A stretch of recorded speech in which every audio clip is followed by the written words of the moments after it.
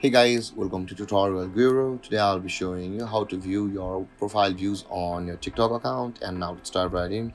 Now to watch your profile views on your TikTok account, first open up the TikTok app on your phone.